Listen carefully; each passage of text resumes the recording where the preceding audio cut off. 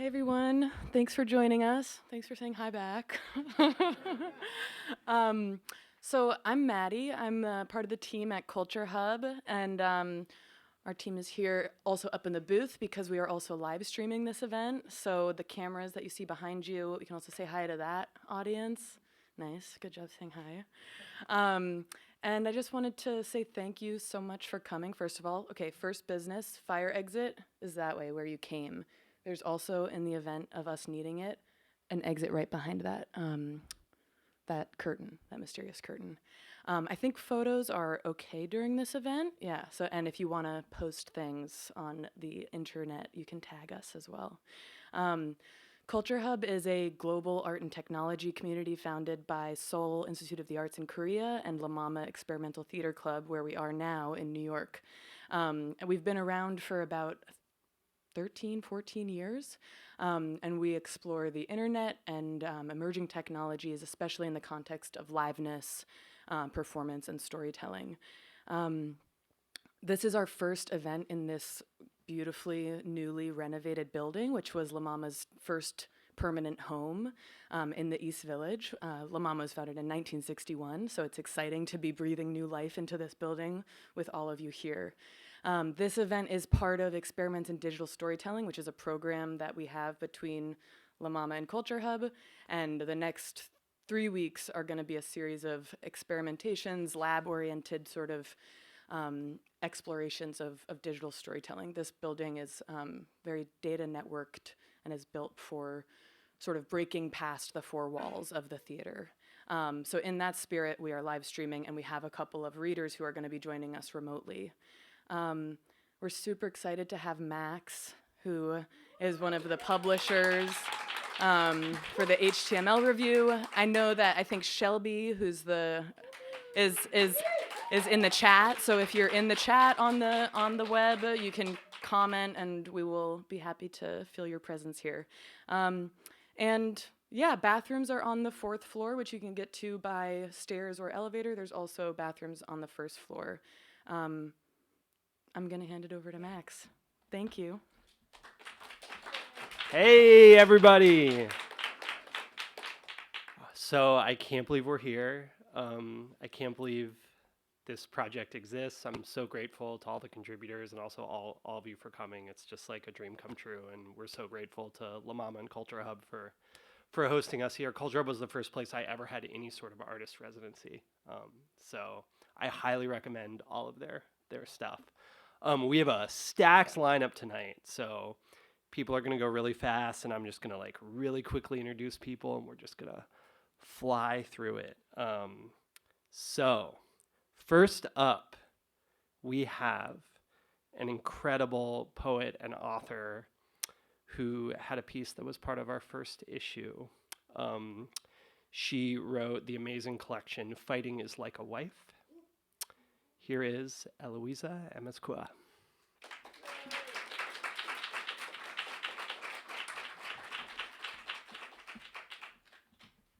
I'm cheating and I'm not going to read, so you can just watch. The only thing you need to know is that there's a little violence in the video, and all of the language are repurposed lines spoken by Bobby Chacon, who is the protagonist of the collection. I gotta click it. No, it's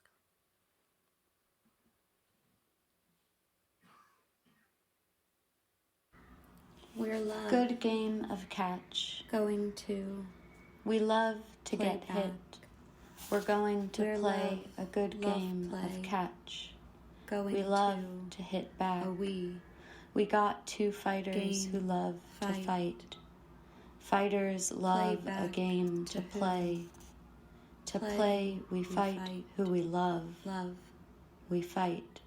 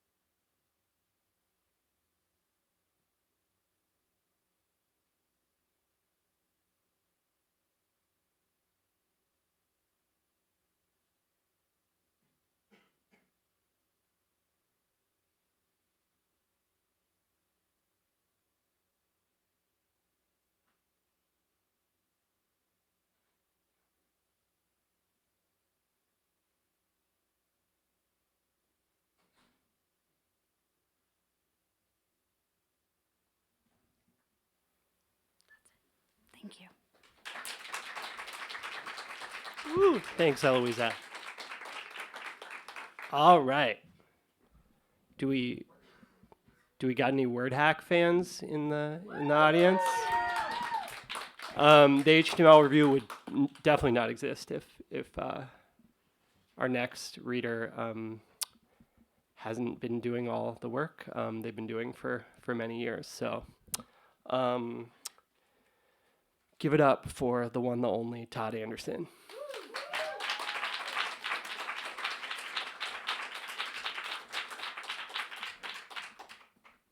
Hey, what's up, everybody? I'm Todd.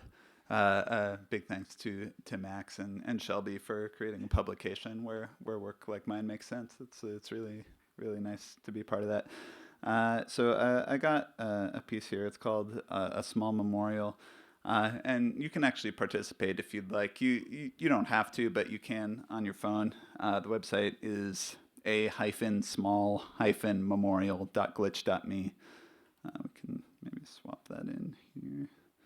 Just do a little editing. Oh no, you're gonna let's pop in here. So yeah, let's just get oh yeah, that's not good. That's not how we do it.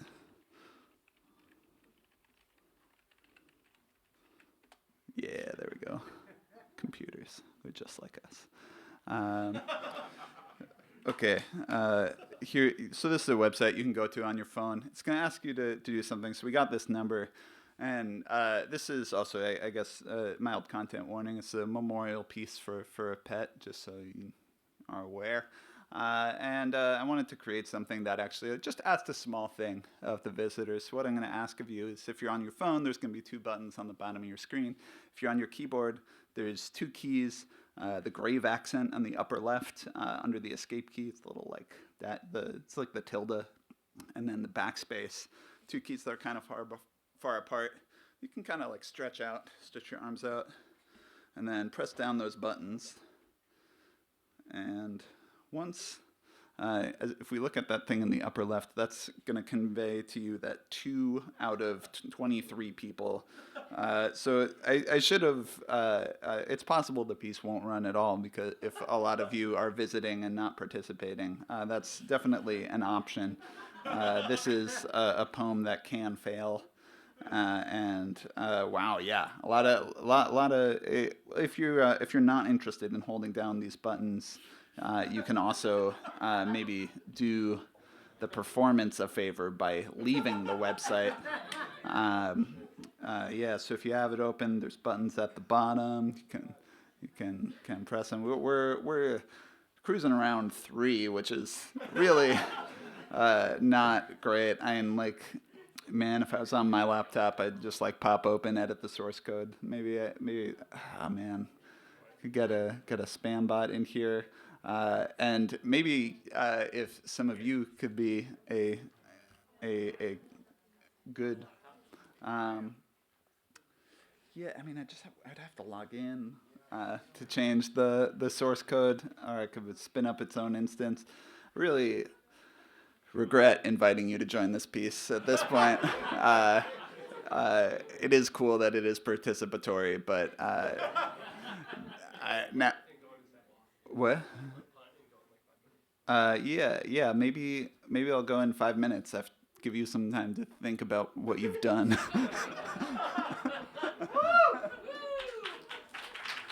All right, Todd will be back.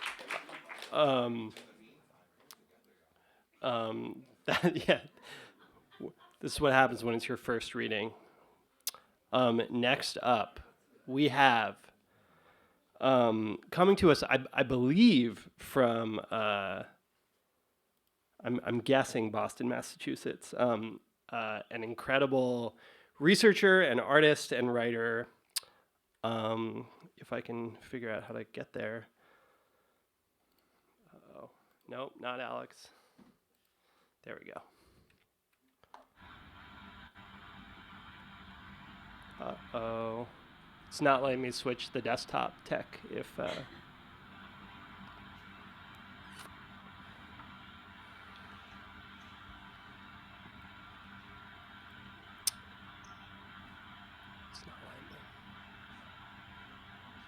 All right, give us 1 sec.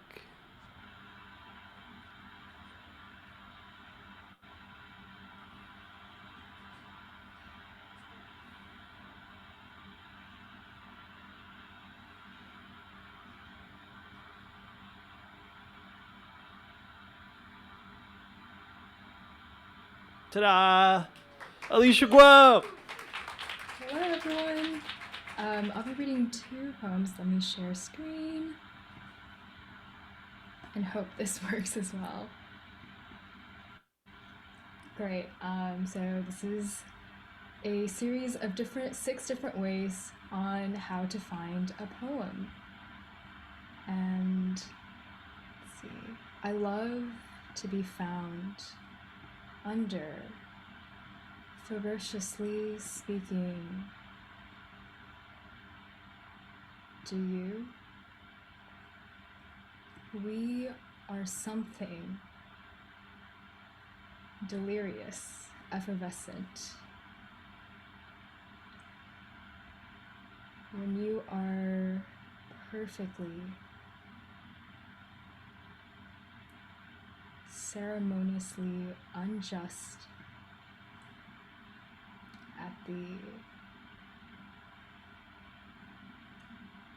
wandering near screaming clouds, but yes, tell me a story. And so this is one of them. This is what happens if the poems you find follow you around. And the next one is how to find one in the dark.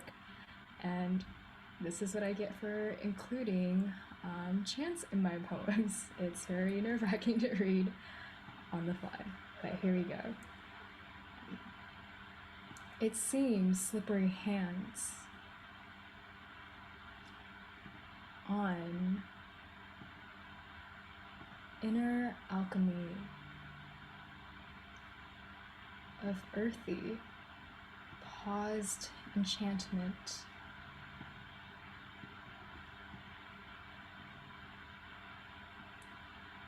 On a trip, waiting and waiting, greedily, innocently, speaking threads of but yes, I love cheerfully, perfectly, from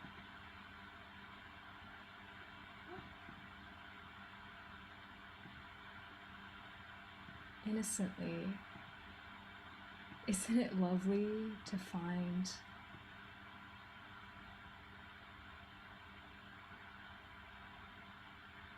around seashells, wondering laughter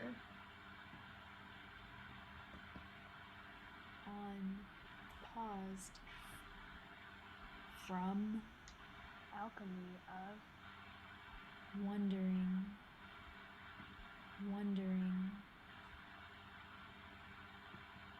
to find alchemy of enchantment, perfectly alchemy of, isn't it lovely? Perfectly. Thank you. To find earthy from laughter.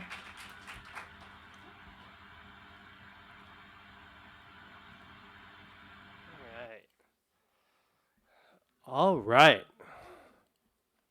Oh. Just really want to go back to Zoom, huh? Thank you. You good to go, Todd? Should we give it another shot? All right, give it up again for Todd Anderson.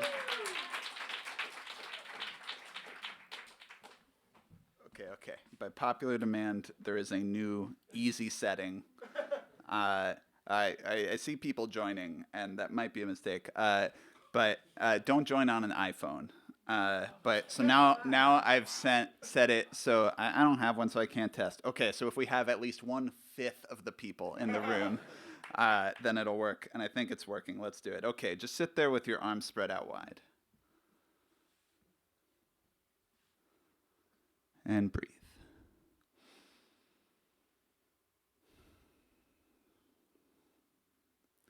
There's this Jet Li movie from 2006.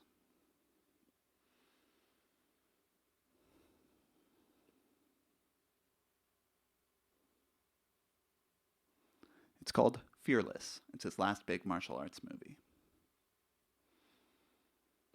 The fights are great, but they're not what sticks with me.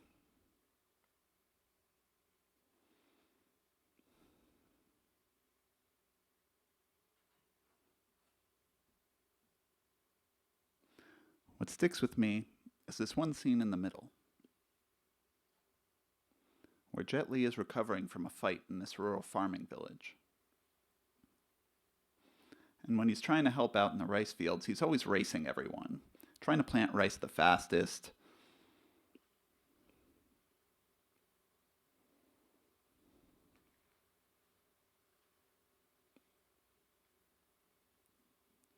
Oh, did we lose it?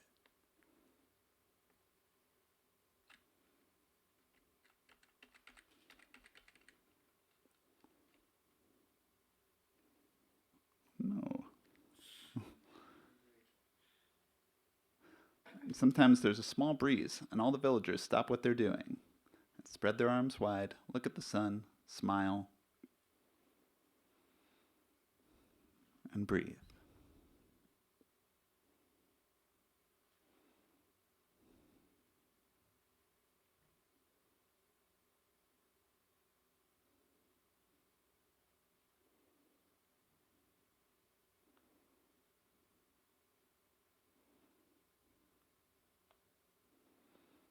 First, Jet Li doesn't get it. While everyone else is smiling and breathing, Jet Li races to plant more rice. Like a child, he is planting rice all over.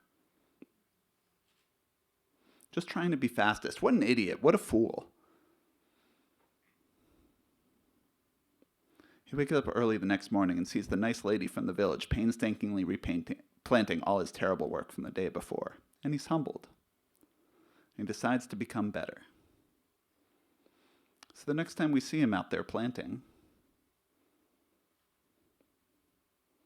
and the wind blows,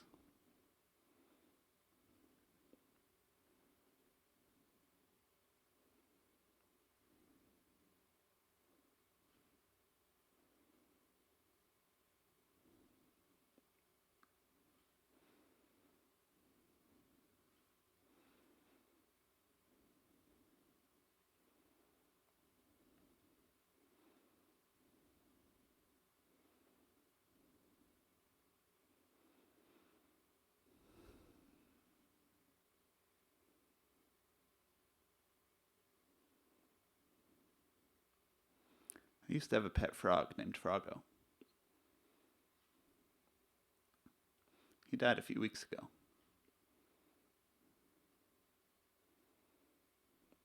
One of Froggo's favorite activities was burbling.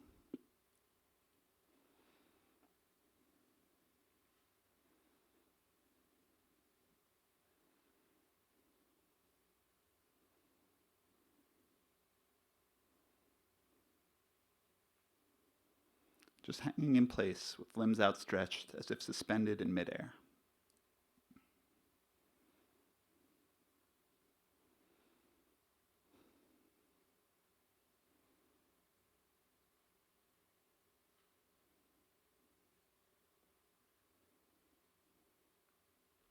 Sometimes for hours.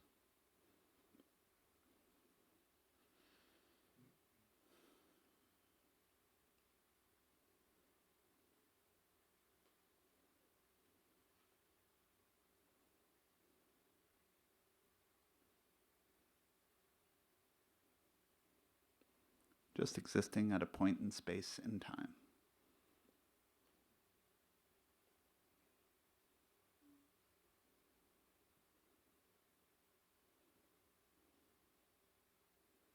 Froggo was an expert at just being in the world. He reminds us that we don't need to rush, don't need to race. We can just be.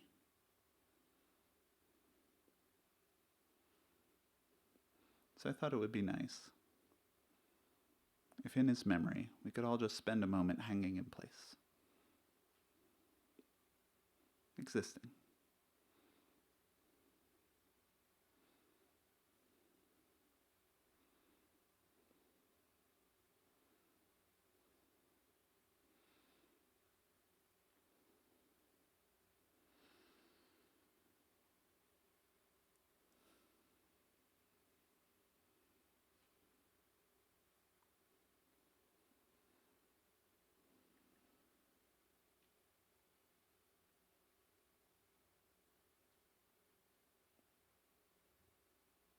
Miss you, buddy.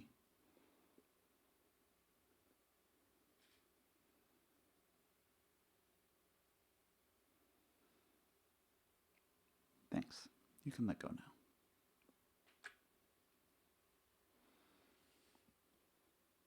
Thanks, everyone.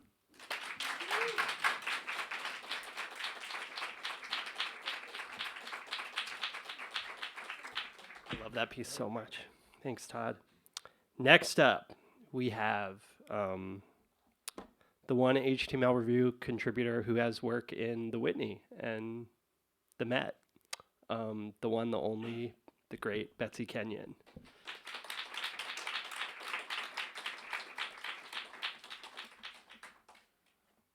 There you go. Thank you. Hi, I'm so happy to be here, and I'm so happy that Max and Shelby created this. It's so wonderful. And I also, my collaborator for this project, Belle Krupchak, is not here, but I couldn't make this without her. So anyway.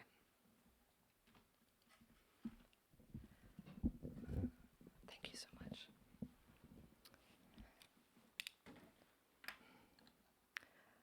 Attention. Severe leading storms close to us. Seek shelter here. The space was immense.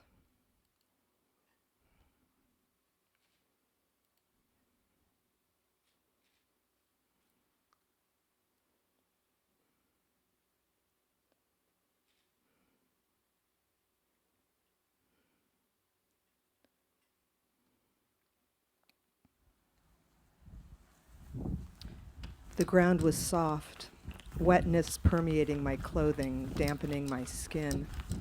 I tried to focus my attention to better understand where I was and what was around me. Everything grew more alive, louder. I was breaking apart, every bit expanding, swelling, and separating. From a distance, the voices seemed to be in unison, the sound of confusion and speed. There was no way to make sense of the information.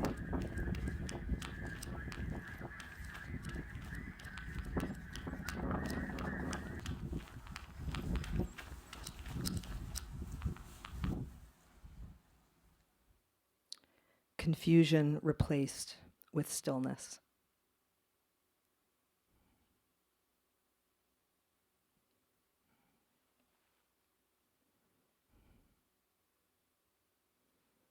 I could smell earth, feel myself becoming earth, my limbs melting as I lay there, unable to move.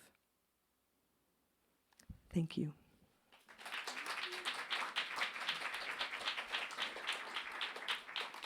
Thanks, Betsy. All right, next up, we have coming in to us live, I believe, Chia Amasola. I mean, that's Alicia, but... Hi, everyone. I'm going to fill out a form.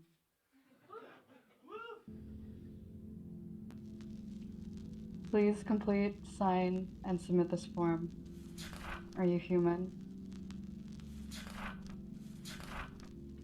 What did you want to be called? I wanted to be something, so I retrieved the form of myself until I had become all clear. I wanted to know myself through what was left in other people. I wanted my series of relations.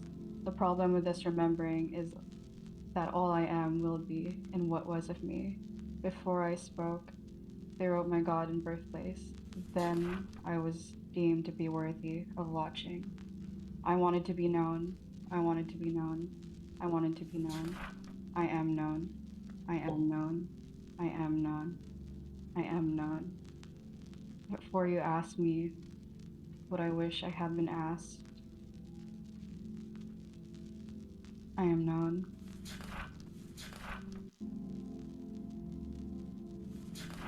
What is your name? What is your occupation? What is your gender?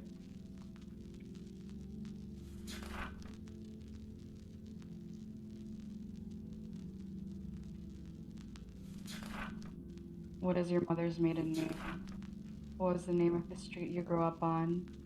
Where did you meet your spouse? How old were you? What did you want to be asked? Can I know you? So let me ask you. You and me do love. I'm wondering if this is the way to make myself real. You ask me, I ask myself, and there is some understanding. I've gotten what I wanted. I have what I want. Could you believe in the legitimacy of a person, object, event, memory? There was no record of it. What time is it? What is this life but an exercise in asking? What is my knowing if not through the articulation of what was already there? To put it simply, I'm putting us to record. Come love the simplicity of choice. Every way to explain ourselves must.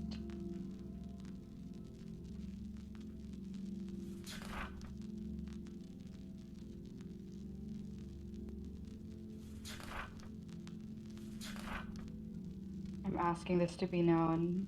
Baking soda in the sink. Place of address. How long do I have to stay? Everything was answered. Everything was unanswered. A history of surrender. Have you ever held hands romantically? Have you ever been on a date?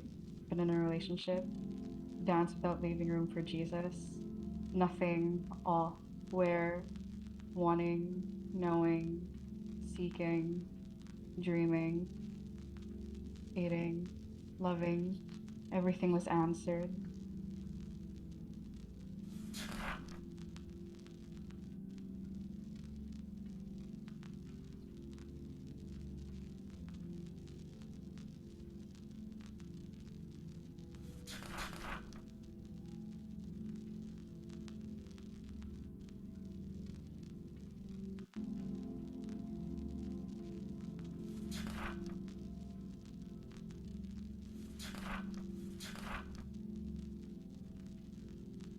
What year was your father born? When did he come? What was your first job? How much did you earn? How long? What other names were you called? What name did you take for yourself? What I had done, what I read, when I am. What is this name but for constant address? And we waited. Some have a background, identity, or talent so meaningful we strongly encourage applicants representing a range of differences that include but are not limited to age, national origin, ethnicity, race, religion, abilities, sexual orientation, gender. Please upload a photo of yourself as a child. Please upload a photo that you took today. Please continue waiting.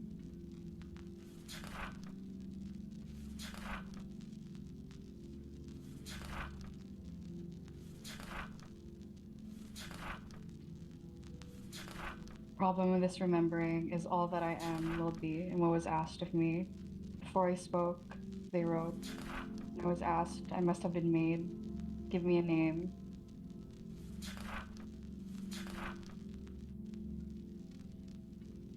I took a name no one else wanted to keep. I took the address that was addressed to me and only ever thought of taking someone else's. We scratched numerals on our own son and raised all children in no new ways. I decided to respond to nothing but touch. You and me do love.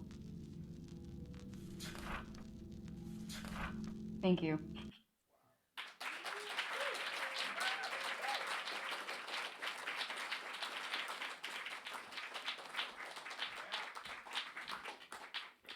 All right. This got. I'm realizing now at the beginning I didn't do this, so I'm going to do it now. In case you're wondering and you don't know what this is right here, this is the first reading of the HTML Review, which is a literary magazine that publishes all work that's sort of meant for the web, that's sort of intended for the web as a medium. And since this is our first reading, we're sort of figuring out, like, what does it mean to then read that work? But all of this work can also be experienced online, which is a whole other thing at the html.review.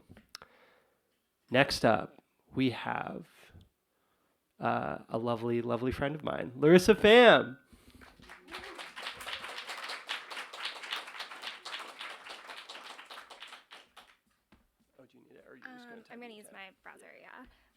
Max, I'm gonna present something slightly different than what I told you I was gonna present. But so I have. Ooh, do I need to? I can't see myself typing. This is interesting. What should I do? The keyboard is not connected somehow. Am I not?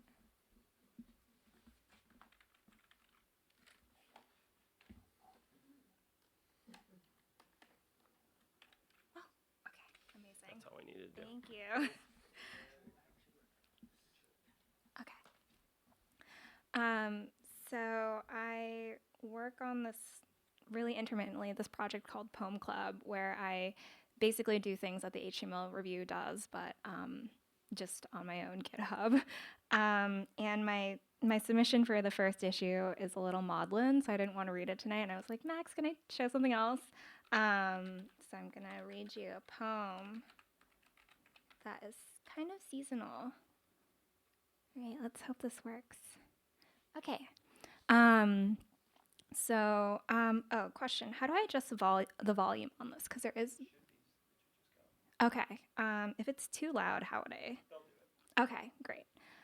So this piece is called Emotional Music Plays, and it's inspired by anime and subtitles and phone calls.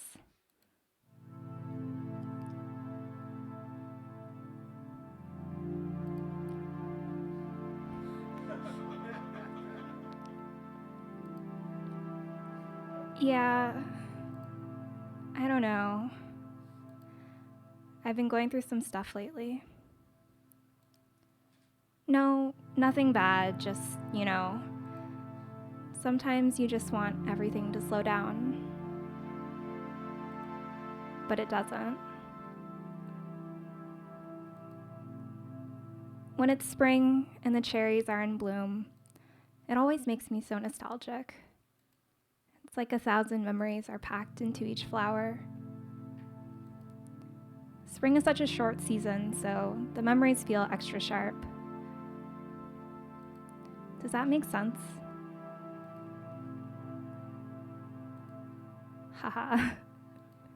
The trees always bloom all at once, almost.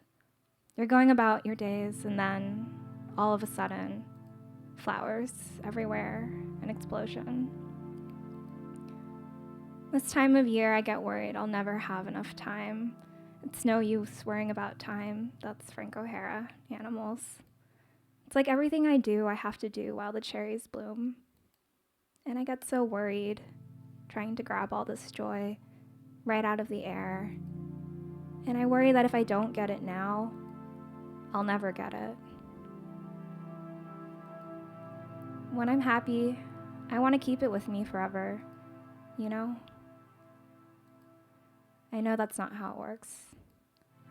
It just feels like it sometimes, like I'll lose it.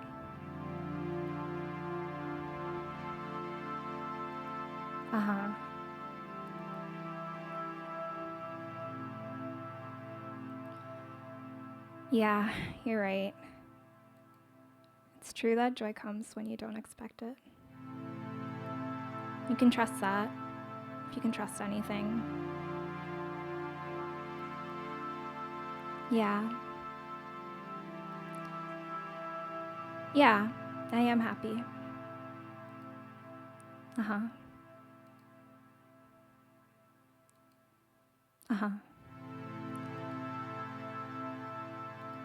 Love you too.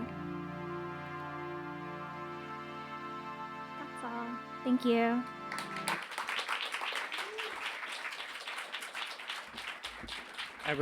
Everyone go buy Larissa's book, Pop Song. It's really good. Next up, we have a piece that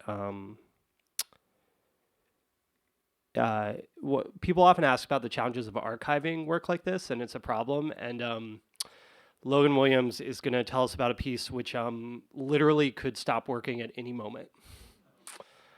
So here's Logan. Hi, My name is Logan, and I'd like to read from my piece for the HTML review, Observatory.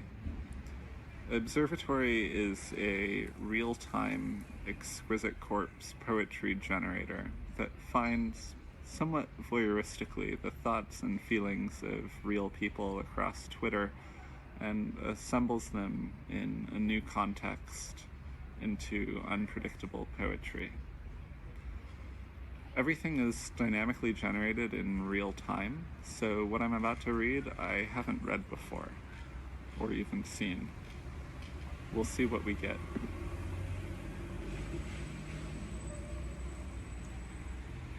I feel hungover but didn't drink at all. I feel some shade energy. I feel liberated. I feel the power of friendship and anime like hooping today.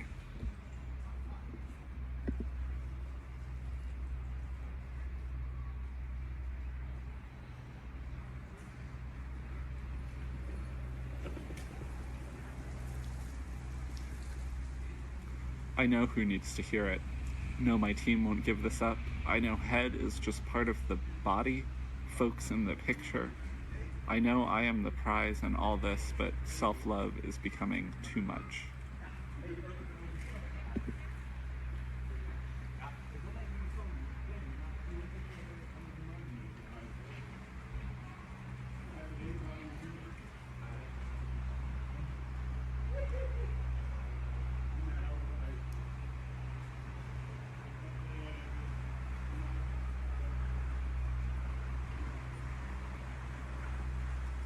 I will donate.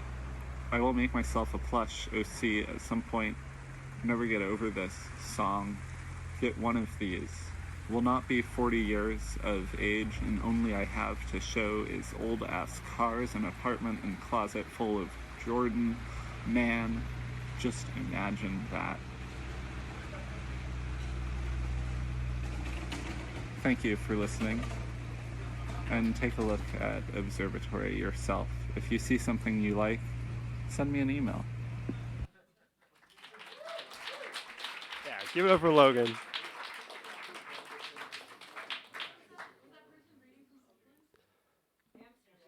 Amsterdam, yeah.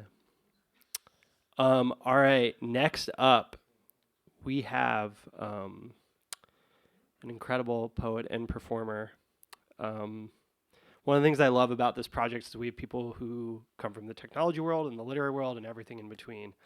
And here we have someone from the first issue who's just incredible.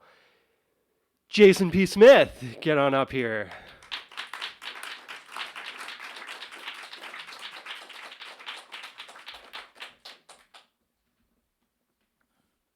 Hi, friends.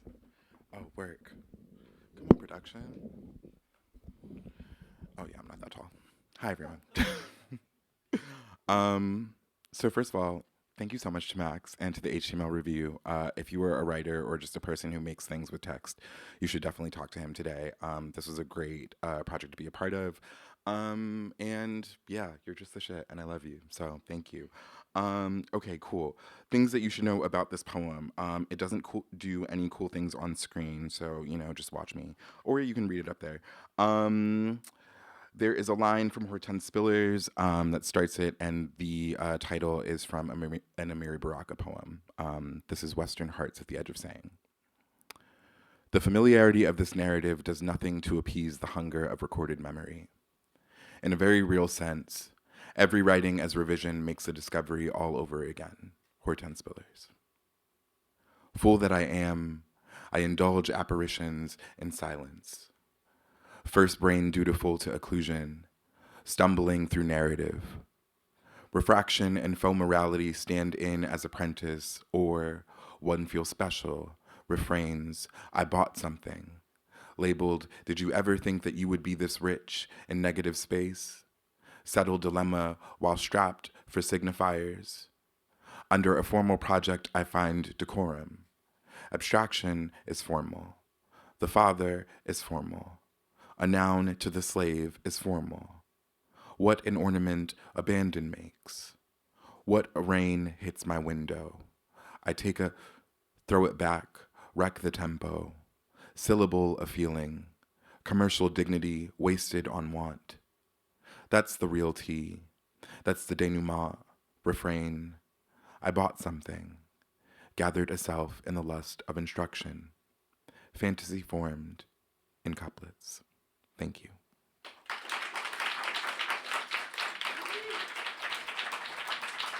Thank you, Jayson.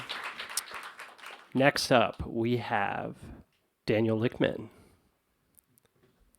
who will scoot out. Give it up.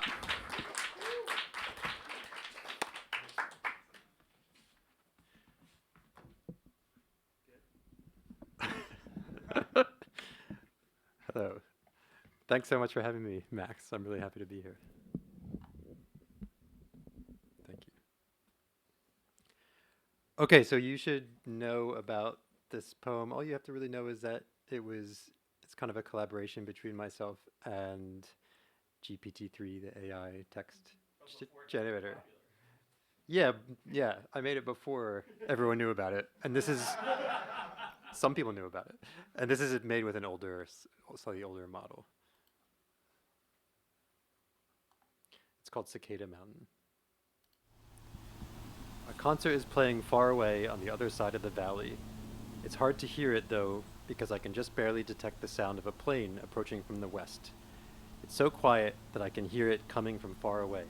It's getting louder, and it's coming right towards me.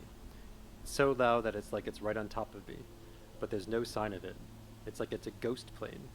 I hear it circling overhead, and then it's gone as quickly as it came. I can still hear the concert in the distance, but it's getting harder to hear with the plane gone. The plane is gone.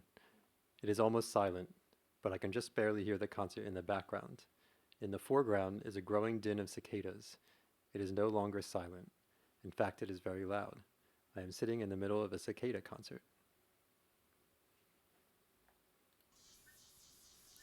The large black eyes on the sides of her head can still see where she is going. She has to be careful not to fall off the mountain. The cicada is 1/2 of an inch long. She has begun the steep hike up the mountain. She has a hard exoskeleton, or outer shell, that is yellow and black. Cicada is a winged insect. She has a clear pair of wings. When the cicada stops, she rests her wings over her body. The cicada has 3 pairs of long legs. She has this to say about herself. Quote, "My name is J-R-R-R-R-R-R-R-R-R-R-R-R-R-R-R-R-R-R-R." Currently, she uses her legs to climb up a tree trunk, a wall, or a mountain.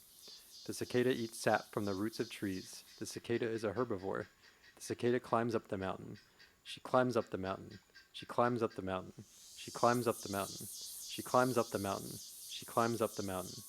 She has this to say about herself. I am not an insect. I am a goddess. I am a sacred creature of the night. I am not a pest. I am a blessing. I am not a noisemaker. I am a singer. I am not a nuisance. I am a miracle.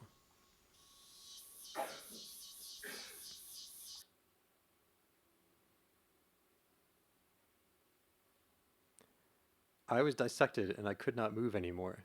I was hungry, but without my legs, I could not move anymore to find any food.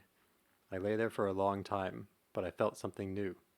I felt a warmth and a gentle tugging, and it was a farmer who had seen me laying there and decided to take me home. I was happy to be with the farmer, and I felt safe.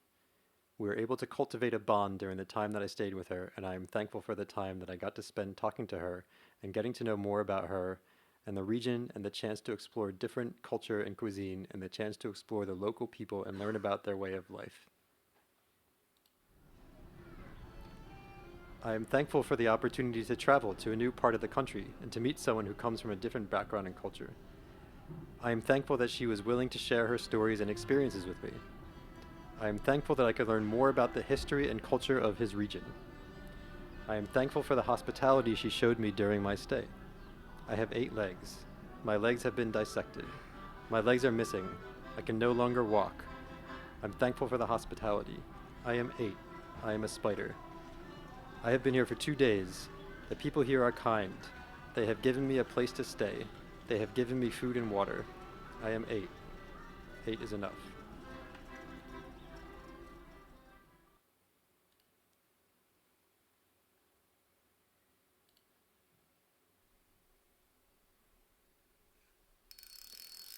Scatophagus argus, argus, argus. Fish was a symbol Christians used to identify each other. Ichthys, an acronym for Jesus Christ, Son of God, Savior. Argus, each fish entirely vibrant with gold coloration on its body, some shades being brighter than others. A good active community fish that is often overlooked as a suitable tank mate for many other community species, including clownfish, wrasse, and angles. Difficult breeding, non-chlorophyss, or live Artemia naupli, or infusoria, as a first food. Once fry was also an acronym for Jesus Christ, God's Son of Savior. Scatophagus was son of Zeus and Niobe, daughter of Pharonius, and was possibly the brother of Pelasgus. Zeus was the king of the gods. Niobe was a mortal queen. Pharonius was the first king of Argos. Pelagius was an early Christian theologian. My son, Scatophagus Argos, left me a voicemail on my cell saying there was something wrong with my refund and if I could call him back. I want to know what is wrong with my refund.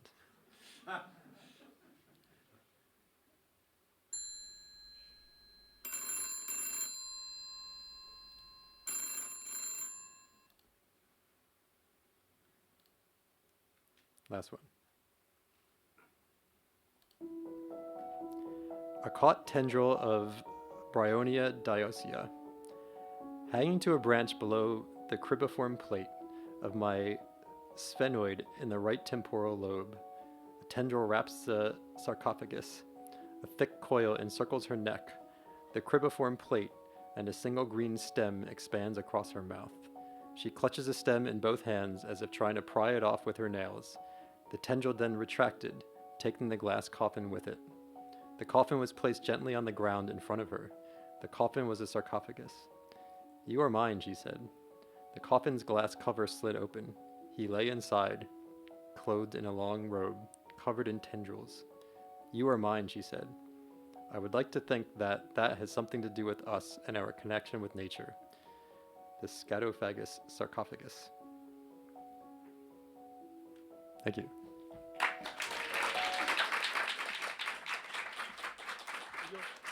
Thank you. You're all an amazing audience. Thanks for your patience with all our running around and switching and maybe breaking keyboards. We got a few more, but you're doing great. You're almost there. Next, I bet he's in the chat. We're gonna have a reading from the great Alex Miller.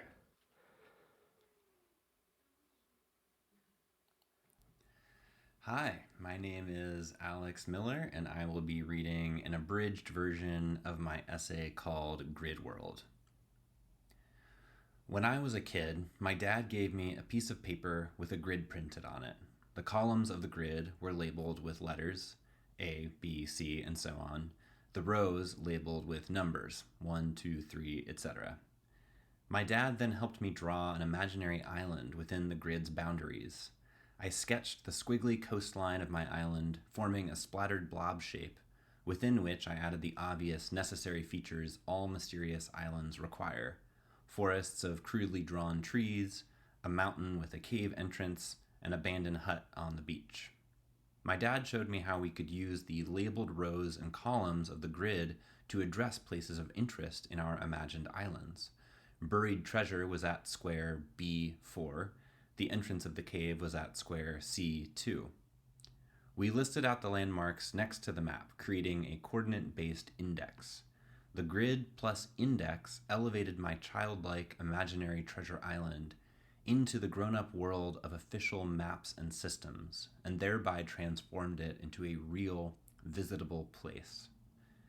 An obsession was born. I was intoxicated by graph paper. The emptiness of a totally blank page intimidated me by demanding that I make the first move, but graph paper invited my participation by steering my pencil in the grooves of its strictly regular lines. The grid was like a friend who had already done half the work for me. I drew mazes, maps, patterns, plans, all held by the sturdiness of the grid. The effect was soothing. Through the grid's lattice, all my drawings, no matter how primitive, took on an air of rational certainty.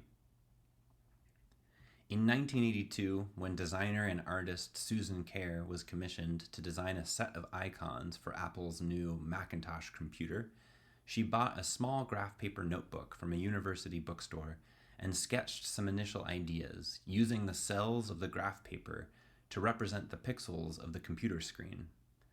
The preserved notebook could not be more humble.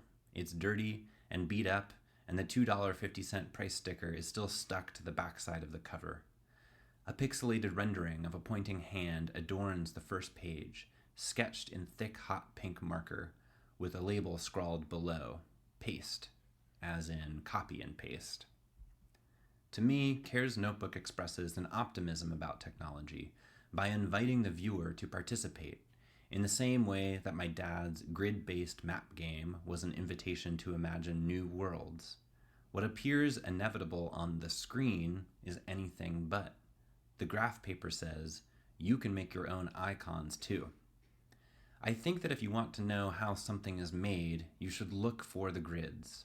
They are the ever-present, behind-the-scenes structure of our cities, our machines, our homes, and our lives. You'll find the grid in the artist's studio, in the patterns of the textile weaver's pattern book, in the architect's floor plan sketches, in the engineer's CAD software. The grid can be found throughout history, from ancient Egyptian architectural plans to medieval European embroidery designs. These artifacts trace the practitioner's process along the grid's axial constraints. In 2022, the Museum of Modern Art presented an exhibition on the history of computer game and interaction design, and this exhibition featured Kare's graph paper notebook.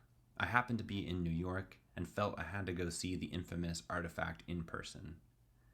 The exhibition activated a constellation of memories: my childhood preoccupation with graph paper, the imaginary maps my dad helped me draw, my love for pixelated iconography. The humble graph paper notebook in front of me at the Museum of Modern Art now became the center of this constellation. It was the hub that linked these personal experiences together. Then my grid vision exploded outwards from this center, enveloping everything, and I dreamed that the grid was the understructure to not just my own memories, but to the world. I think we project grids outwards onto the world from within ourselves, shining their structure from our minds. We radiate grids. If you are caught in the beam of someone else's grid, as I was in my dad's, the grid's virality will infect you. Its intoxicating pattern will flow through your thoughts and become the architecture of your reality. You will radiate the grid too. Thank you. Yeah, give it up for Alex. All right. Next up, we have Matthew Baker, who is here and might try to melt this computer down. Give it up for Matthew.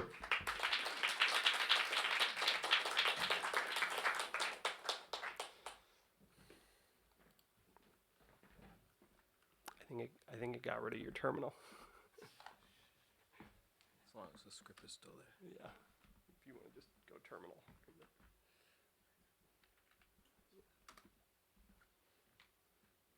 I can run it in this window? Okay. Hi, everyone. Thanks to everyone for being here. My infinite thanks to Max and to Shelby for creating the HTML review and for organizing and hosting this once-in-a-lifetime gathering of superstar cyber artists. My story is called Discrepancies. It's a story about an American family in 2018, about being an American family in 2018, and it's narrated by all 25 members of the family simultaneously as their conflicting realities converge and diverge. I only have the one voice. I can't read 25 voices at once, so I wrote a script to make a robot read in 25 voices for us. How'd you bring up the terminal? Do it the old-fashioned way. Yeah. There you go.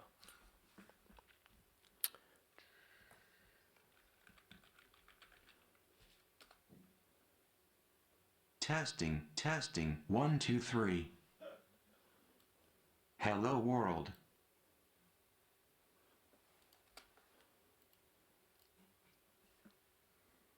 We were all there that day at the farm, gathered around the table in the kitchen, arguing as usual about the temperature in the house, which was unbearably hot, and about which channel to switch to on the television, and about which station to turn to on the radio, and about whether or not phones should be allowed at the table.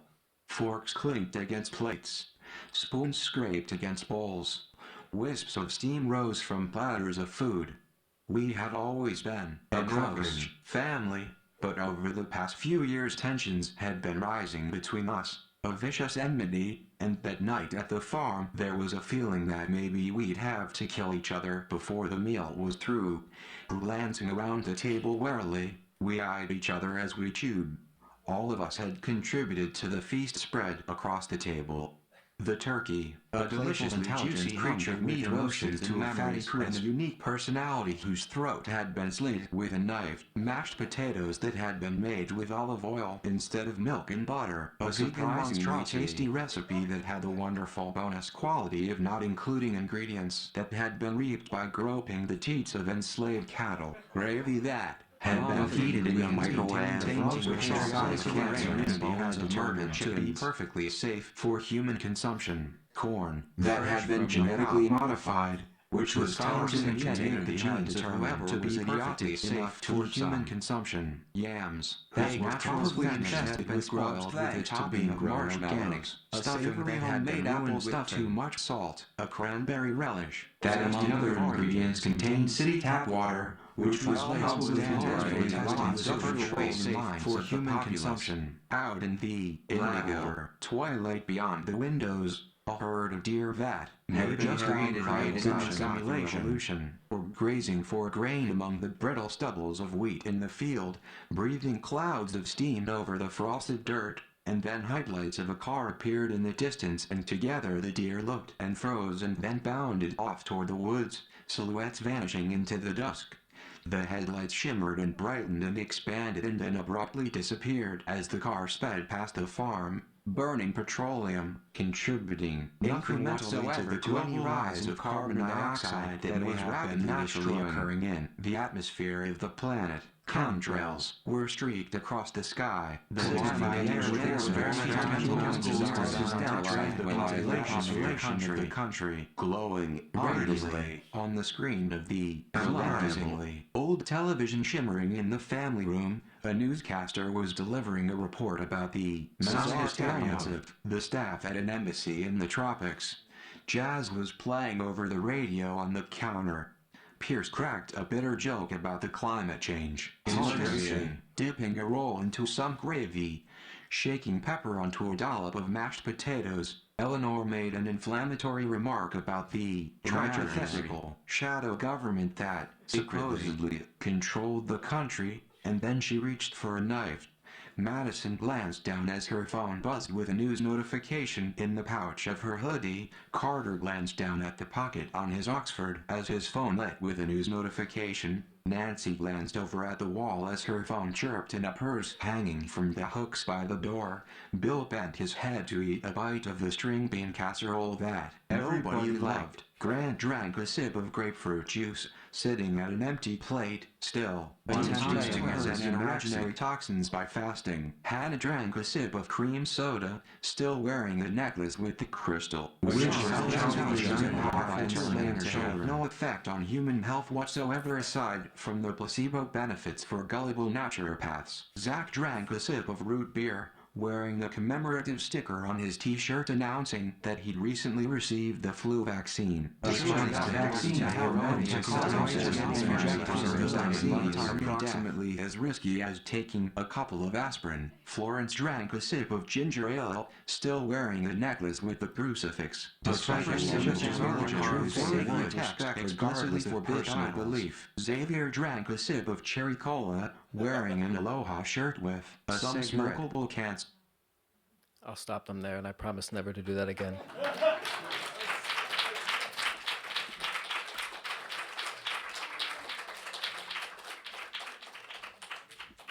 That was amazing.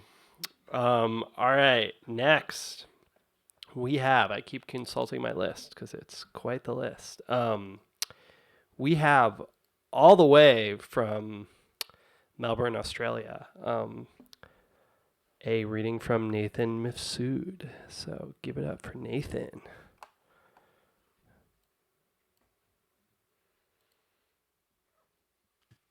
G'day folks in New York, this is Nathan Mifsud. I made the piece called Sun Letters in issue 2 of the HTML Review.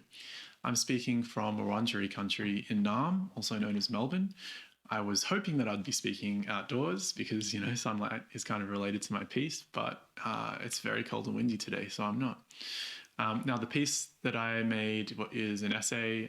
It's on language and Maltese history and culture, and I present it in an interactive clock face where different fragments are available depending on the time and the viewer's location. So if you're watching this live and you're in New York, I think it's like right before sunset. So the whole piece is available in that golden hour. But after that, once the sun goes down, it's just a blank clock face and the sound of crickets. If people jump on the page only then, they might never come back because they don't realize there's something to read, which I find kind of funny. I kind of like that it's not always on. It reminds us that the virtual world is rooted in the physical world. And, you know, a little bit of difficulty and obscurity is part and parcel of the handmade web, which I think is a very expressive and anti-commercial place. The clock itself uses Maltese letters instead of numbers, and this is just an extension of me being interested in different ways of measuring time and thinking about time, from Aboriginal non-linearity to Italian 6-hour clocks, to the moon cycle, to the deep time of geology. All this stuff fascinates me. I was also inspired by a novel called The Yield by Tara June Winch, focused on the Wiradjuri language. Both that novel and my piece try to bring awareness to a language that is dissolving in the diaspora. And more generally, you can think of the piece as just me reconnecting with my cultural heritage and hoping to share it with all of you. So I'll read the first letter to give you a sense of what it's about. Each sunrise suffuses agony and ecstasy alike. Bodies glow, oceans sparkle. The sun speaks the same fiery tongue as ever. By contrast, language is many-tongued, ever-constructed, in constant advance and retreat. Each sentence is a swell of voices, a tide of generations. In Maltese, the sun is a shemsh. The initial consonant of the noun shemsh warps the definite article il into ish, blurring the sounds together. Not all consonants have this effect. Notice that il kama, the moon, preserves the il, which is the equivalent of al in Arabic. Accordingly, we call 9 consonants the sun letters of the alphabet and the rest moon letters. How fitting for a language spoken by sun-drenched islanders, the moon with its tides caressing the shores. Alas, I only know a smattering of Maltese. Much like the islands themselves, limestone smears in the sea between Sicily and Africa, their position making them at a crossroads of kingdoms, whose every tussle ossified in the lingual substrate. Soon after moving to Melbourne several years ago, I learned there was a Maltese community centre near me. I cycled over. It was a modest brick building attached to a chapel. At the entrance stood a compact man twice my age, waiting, he said, for the bingo session to end so that he could mop the hall. I told him I was there to enroll in language classes. Are you Maltese? He asked. I was born in Australia. Your parents? Grandparents, I said. 50-50 then, you're a skip. All of them were born in Malta, I said. Get your relatives to teach you, he said. I wandered the building. The hall had a stained glass depiction of Valletta's Grand Harbour, which I imagine some bingo players had last seen in person, clutching their parents' hands on the deck of a departing ship in the decade following World War II. Back on the patio, Joe still stood smoking. Need some prickly pear, I said, pointing to the garden beds. You like prickly pear, eh? I described a bend of the creek where I had found Baitar Tashoik, a ubiquitous sight on the Maltese Islands, flowing over corrugated fences to invade the banks. Turned out he lived in the area, fed ducks every morning. Some of those road cacti could have been his. A dozen of us began that language course, all connected to Malta by blood or marriage. I abandoned it after a few months, perhaps having already spent thousands of hours studying Chinese characters and German grammar, only for that knowledge to erode, like arches reclaimed by the sea. I recognized the limits of my linguistic dedication. Still, I kept the books. Now and then, I leaf through the dictionary. Dabbling in the language of my ancestors is like splashing in the water that bore them to foreign shores. I couldn't use pastizzi or ftira in a Maltese conversation, but I know their taste. Let's savor some words together. Thank you for listening. Thank you to Max and Shelby for putting together something so wonderful. And thank you to everyone keeping the internet a fun place. Ciao. Thanks, Nathan. All right, next up we have, right from the front row, Andy Wallace. Thank you. Hello. All right, let me find this here. So I'm going to be showing a nonlinear text explorer called Intimate Codex. I really want to thank Max for giving me a reason to bring this to the web. This was a C++ project from, I think, 2016, 2015, something in there. But it's a nice thing to have on the web, so I was very happy to be able to do it. So like a lot of the things we saw tonight, I didn't write the text in this myself. It was done in collaboration with a bunch of these older authors, most of whom are dead, I think. Certainly most of them.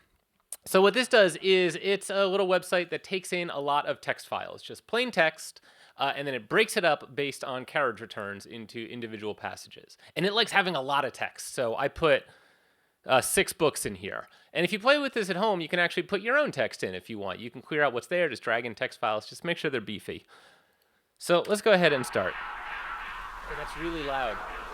We can maybe turn it down a little bit. All right. Is that seemly? At the same time, he seized the youngest by the hand in order to pull her away, but as soon as he touched her, he likewise stuck fast and was himself obliged to run behind.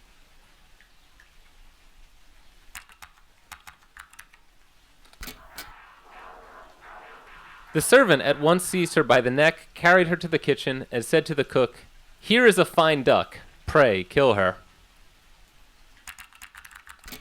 Got a rough one right out of the gate. But the bird set up such a loud scream that all the soldiers awoke, and they took him prisoner and carried him before the king.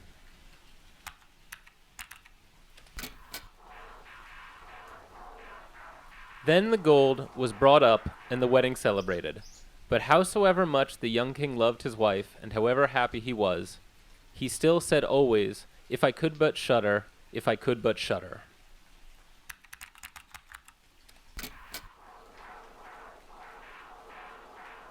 When anything had to be done, it was always the elder who was forced to do it. But if his father bade him fetch anything, when it was late, or in the night time, and the way led through the churchyard, or any other dismal place, he answered, "Oh no, father, I'll not go there. It makes me shudder." So to just quickly explain kind of how this works, if it wasn't clear, you see a word on screen, and the words that have more connections to other passages are just a little more vibrant. They kind of have a little groove to them. And so you can type one of those words in. Can I type one in?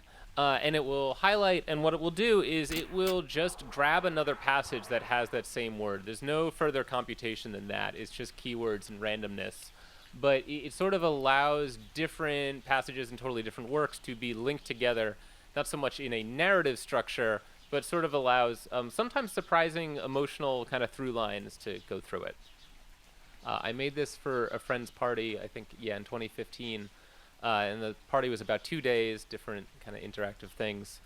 And I was very, very pleased. I woke up one morning, I think the second morning, and I found 2 people who had been passing a keyboard back and forth, I think for about 5 hours at that point. And I dearly hope they got some sleep later, but it kind of warmed my heart to see. So yeah, thank you so much for allowing me to present this.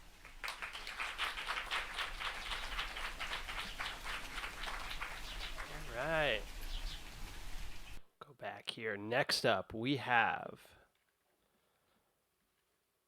over here Meili, a dear friend of ours. Here's Meili with a reading of her amazing Wordle poem.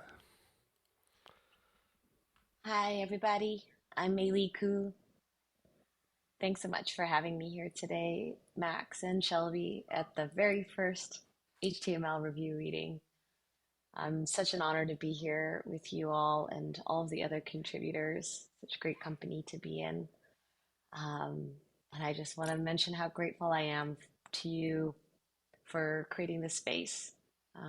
For those of us who love to play at the intersection of bits and words. Such an amazing thing to have a home, a place to publish this. So thank you. Let me talk a little bit about this poem I'm going to read today. It's called Guess Words. And some of you might remember this moment in time at the beginning of last year that this little game called Wordle sort of took things by storm. It went from just a couple hundred users to millions in a very short span of time. And that was happening at the same time that we were experiencing wave X of pandemic. So as I was playing this game, I noticed that I was starting to have much more interest in creating poetry every time I was guessing rather than actually trying to win the game day over day. And that was sort of the start of this. It became what you're going to hear today. And after creating it and realizing the importance of the format and the significance of like the visual interface of Wordle, I realized it was going to be pretty hard to find a place to put it. And I wound up just throwing it up on the web, not being sure what was going to happen. And it was a wonderful surprise to hear from Max and to hear shout out to the Anna magazine and to hear when somebody pointed out to me that the New Yorker Recommends newsletter had actually pointed directly to my website as well. So all that to say, you never know where the stuff's gonna wind up sometimes when you put it up, and now we actually have a place to put it. So again, thank you for having me. And this is Guess Words. Banal beige month, bored crowd, guess words. Share their shape, paste their forms. Small vivid green cheer below dingy taupe cloud skies. Eager other tries. Wild tears cover globe, earth fires erupt, tides risen, walls built, lives faded. Panic, siege, break, fight, drive, amber alert, smoke blunt, swill beers, clock hours, drink punch. Crimp hopes, crack stone, cheat death. Pause, tired, wrung, leave, slump, sleep. Wince twice. Quite quiet ahead, dread. After, later. Maybe amend hopes. Cling, chant faith, bring tiger, start fresh. Plant seeds, touch grass. Renew month. Mount dream aloft. Blink. Maybe light again. Thank you. Thanks for listening, everyone. In case you're curious, the text that appears in green are actual words that at the time of writing the poem had already been Wordle words. I'm sure many more of them have become Wordle words since then. But yeah, that was the moment in time. Thanks again. Have a great rest of your night, y'all. Amazing. All right, we have 3 more. And we went like pseudo alphabetically, so now we know we're getting to the end.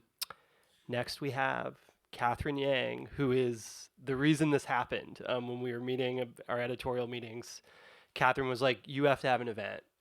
And I was like, "Oh, a few events like in different locations." And Catherine was like, "No, one with everybody going all at once." And so Catherine should get all the credit. So give it up for Catherine.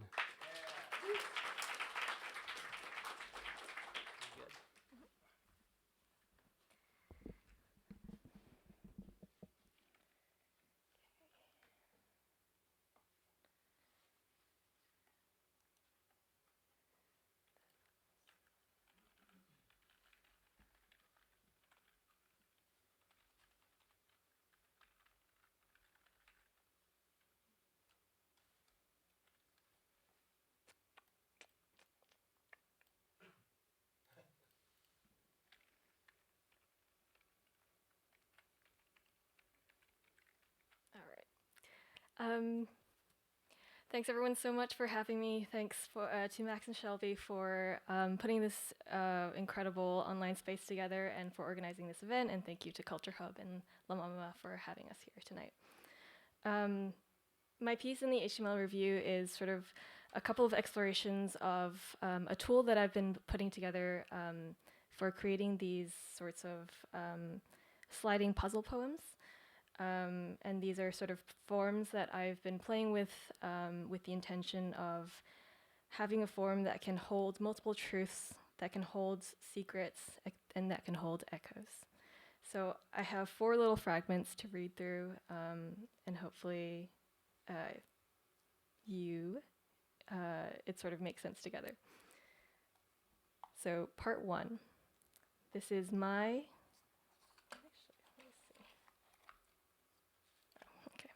this is my, your, our, lovely little, cool, weird poem, story, tool, toy for this moment, for carrying in the pocket, for propping up on the mantelpiece.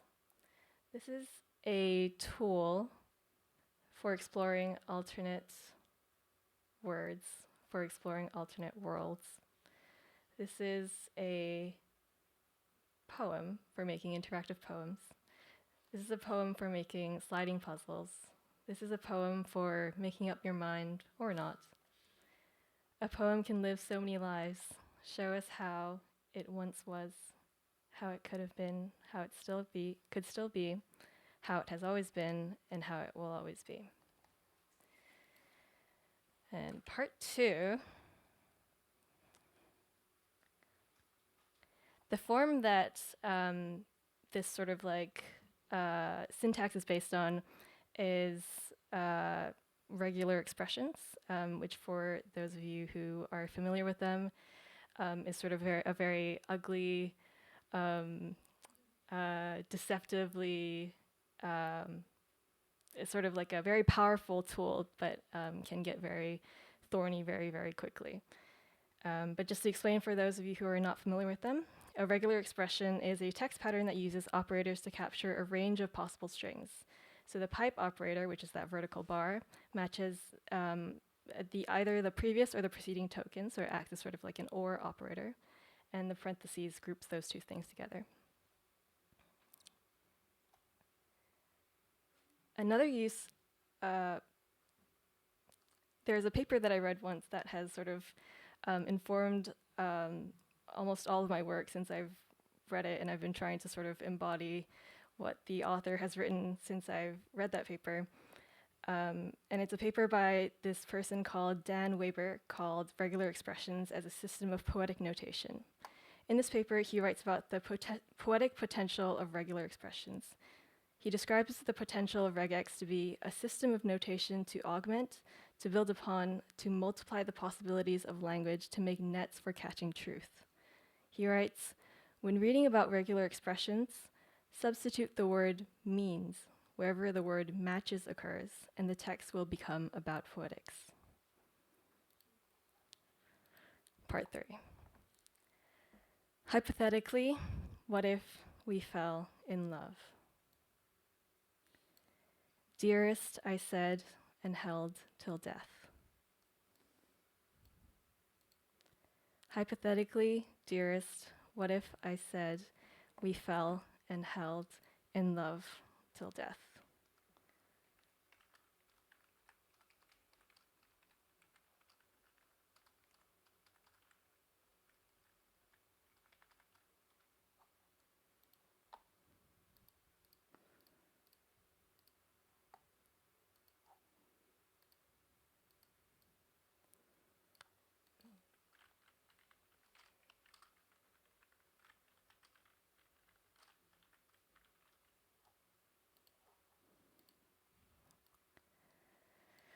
Dearest, I said we fell in love. Hypothetically, I said and held till death, etc. Part 4. This is the final piece that is a piece that I've been exploring a little bit lately, taking it out of this sort of like basic visual form into more of an interactive experimental spatial form. So the piece originally reads, "Good morning, I love you. I think I'll be doing some art today. Let me make the coffee. This life is composed of new springs."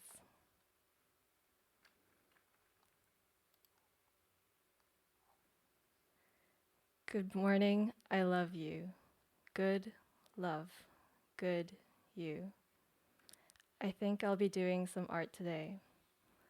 I let this life be the art.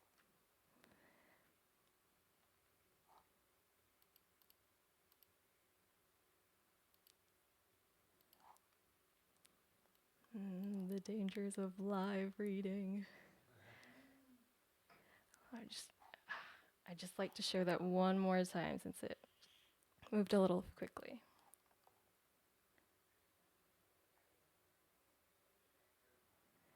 Okay, there we go. Yeah, it's sort of a revealing effect that appears as you scroll down this page. Okay, those are my 4 parts. Thank you so much for listening, and thank you for having me.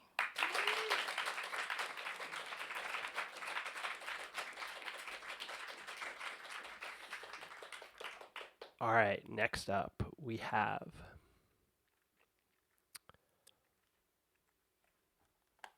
all the way from, I think, also Seattle, Washington, Ivan Zhao.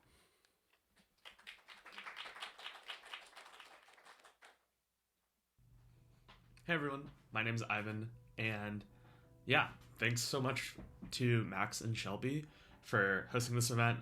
Very sad that I couldn't be there in person, but I hope everyone's enjoying it and that it's a fantastic time all around and that the space is really nice. Yeah, so because I can't be in there in person and because my piece is also a little weird to read, I just wanted to make a quick video to talk about like process and inspiration and hope that like gives some clarity into some of the stuff that I'm thinking about. And maybe if that's of interest, would also love to chat and collaborate on things. But yeah, my piece is called A World of Space. It's loosely based off a couple of things. Some of the things I was inspired by are Undertale, of course. The font choice itself is really similar. The text, the dialogue sound itself is also really similar. I was also really interested in building a project on top of Twinery, which is a interactive fiction based tool editor on the web that allows like artists and non-technical folks who may not be familiar with game engines to build on top of the web in sort of a graph-based building system. And that in itself is super exciting. But one of the issues that I personally had with it was I wanted to kind of like craft and create the sort of look and feel that it would give, and also be able to make sound changes and edit and create the soundscape. And so those were some of the inspirations in getting started. But the other thing I was thinking a lot about was the creation of the web itself, like the browser as a medium for artistic movements, for hosting, what it means to exist on the browser, what it means to exist on the internet, and how are my personal emotions. And one of the things that I was thinking about at the time was just being very almost like sad or like depressed or thinking about just like the limitless space that exists on the internet. And also I was thinking a lot about like old chat rooms like Omegle and like those kinds of things where you literally just like meet someone random on the internet. And so that's kind of like where this piece was born. And once again, yeah, thanks Max for helping with a lot of the editing and getting it to the state of where it was. But it's, yeah, an interactive fiction piece where you play as basically yourself in this browser. You're plopped into this like location on the internet. Technically, like, I love things that are sort of like meta or like kind of break a nod to the fourth wall, where it's like part of the joke is that like, oh, like you don't know how you got to this location, but it's like the only way to navigate here is through a specific URL, and like that in itself is like a sort of self nod, which I always think is really fun. And some like, yeah, I think it follows a lot of like linear storytelling. One of the things that I was also really interested in on the web is this idea of digital agency and the fact that in like interactive fiction pieces, I think that one of the things that you consider, or in like games of the self, is that like there's this balance between how many permutations you can create and still have a cohesive narrative. Some of the things that I was thinking about during this was like, for example, the game Hades has, I think, 140,000 lines of dialogue. Okay, anyway, like not 100% sure, but it has a lot of dialogue to consider.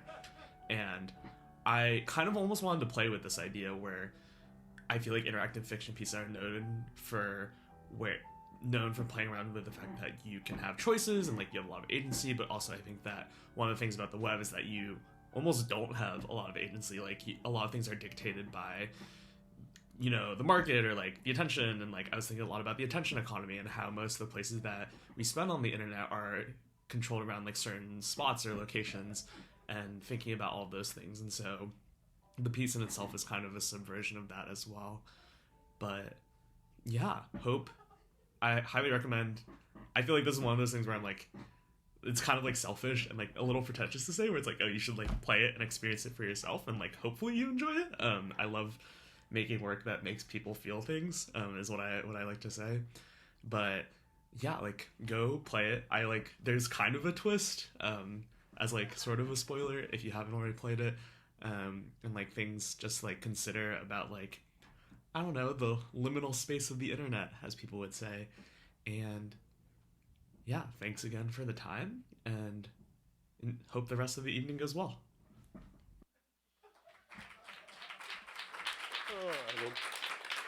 All right.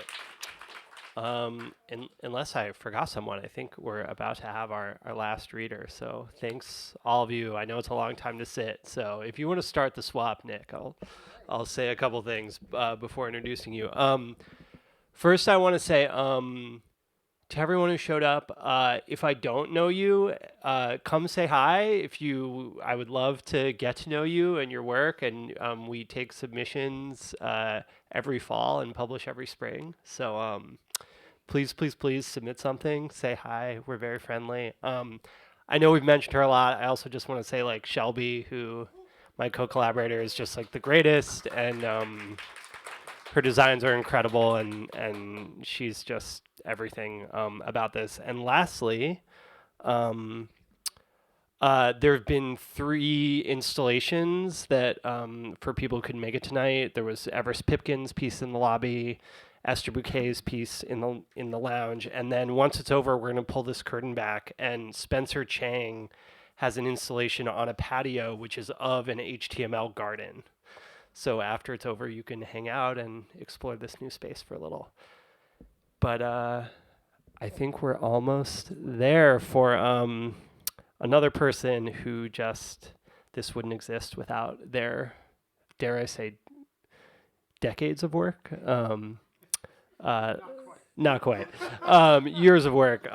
Give it up for Nick Montfort.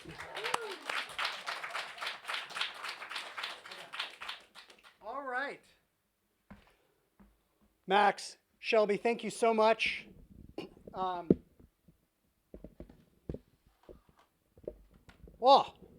Just one more piece. I want to thank CultureHub, my fellow readers, all of you for coming out. And thank you for your patience, because this does take a little while to load.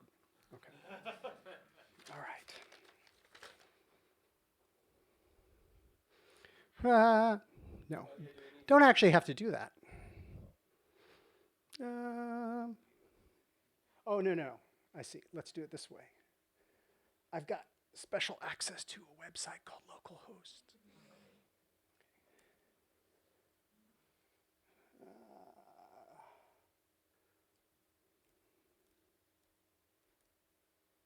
Stop that. Okay, I'm going to, first of all, what I'll do is,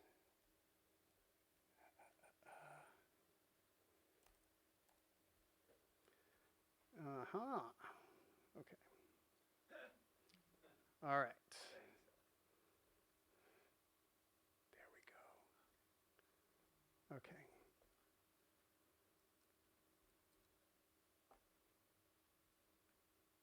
Okay, here we go.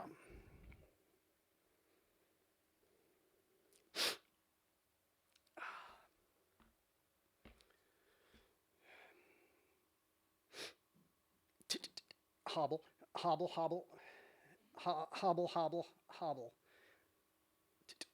Hobble, hobble, hobble, hobble, hobble, hobble, hobble, hobble, coil of rope. Alpha, beta, gamma, delta, digamma, zeta, eta, theta, iota alpha, iota beta, iota gamma, iota delta, iota digamma, tap a keg of brew, I felt a thigh. Aleph, bet, gimel, daleth, hey. You have to be careful here because if you write these in a naive way, you end up with some of the names of God. But this program doesn't even store them in memory, much less put them on the screen. I, IV, V, VI.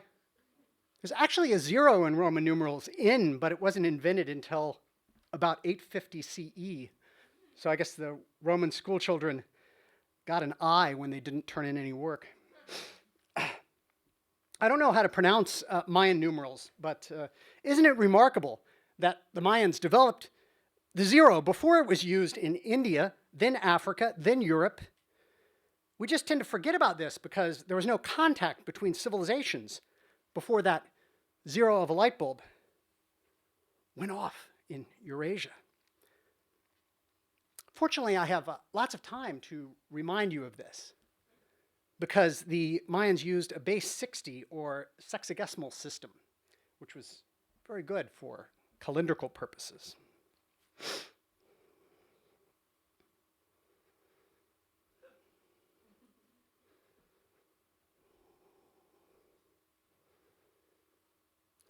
Rei, ichi, ni, san, shi, go, roko, shishi, hachi. The Japanese, of course, ripped off their number system from the Chinese. Imagine that. So I've decided to repay them by mispronouncing their version of the numbers.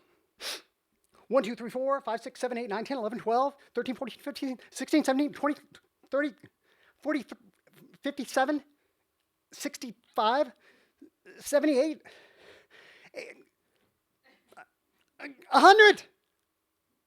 1, 2, 3, 4, 5, 6, 7, 8, 9, A, B, C, D, E, F, 10, 11, 12, 13, 14, 15, 16, 17, 18, 19, 18, B teen, C teen, D teen, E teen, F teen, 20, 21, 22, 23, 24, 25, 26, 27, 28, 29, 20A, 20B, 60F, 70C, 80C,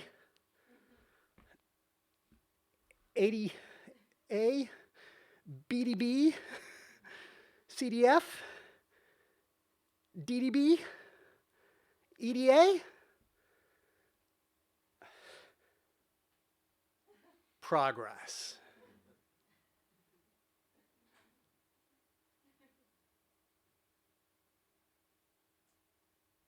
Thank you.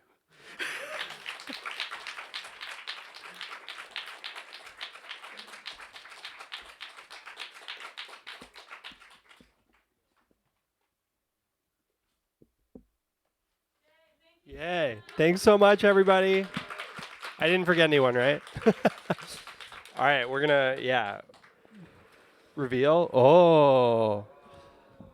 So, come hang, say hi. Thanks so much, everyone, really. This was amazing and a dream come true. And, it's Todd. Bye, everyone. But yeah, stick around, hang out. There's more wine. You can come see this piece, talk to Max, talk to us. Thank you so much. Bathrooms, and there are chips. I'll bring you chips.